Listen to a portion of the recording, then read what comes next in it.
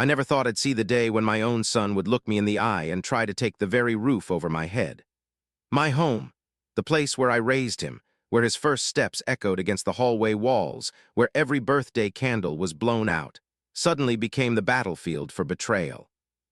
It started quietly, almost innocently. A few papers he asked me to sign. Just routine, he said, with that same charming smile he'd used as a boy when he wanted a second helping of dessert. But I've lived long enough to know when something feels off. My hands trembled as I looked at those pages, and there it was, my son's name listed as the rightful owner of my house. My house, my life's work.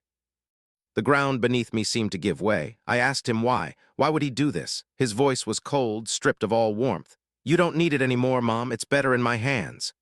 Those words cut deeper than any knife. He wasn't just taking brick and wood. He was tearing away the very heart of our family. Nights turned sleepless. I sat awake in the kitchen, staring at the walls, replaying every moment of his childhood.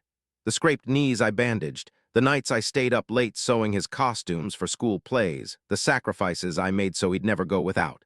And now, here I was, fighting the very child I had given everything to. The betrayal wasn't private for long. Soon, it was dragged into the harsh light of court. I walked into that courtroom, my legs shaking, my heart heavy. There sat my son, not as the boy I raised, but as a stranger backed by lawyers and papers, ready to erase me from my own life. The judge's eyes scanned the evidence, and every word spoken felt like a hammer striking at the fragile remains of our bond. My son painted me as forgetful, weak, incapable of managing my own affairs. To hear him describe me that way, to hear him speak lies as if they were truth, was a wound I never imagined I'd bear. But life has a way of revealing what's hidden. Halfway through the case, the judge uncovered something my son hadn't expected. One of the documents he submitted, it was forged. The date didn't align, the signatures mismatched. Suddenly, the room shifted. The lawyer's voice cracked, my son's confidence faltered, and for the first time, he couldn't meet my eyes. In that moment, justice felt like a flicker of light piercing through the darkest storm. The judge declared the house rightfully mine. My son's attempt had failed. But instead of triumph, what I felt was an ache deeper than I can describe. I walked out of that courtroom not as a winner, but as a mother who had lost something far more valuable than a house. A house can be rebuilt, but trust once shattered rarely returns.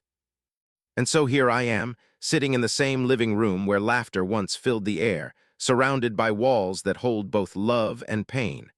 My son tried to steal my house, but the court gave it back. What it couldn't give me back was the bond we once had.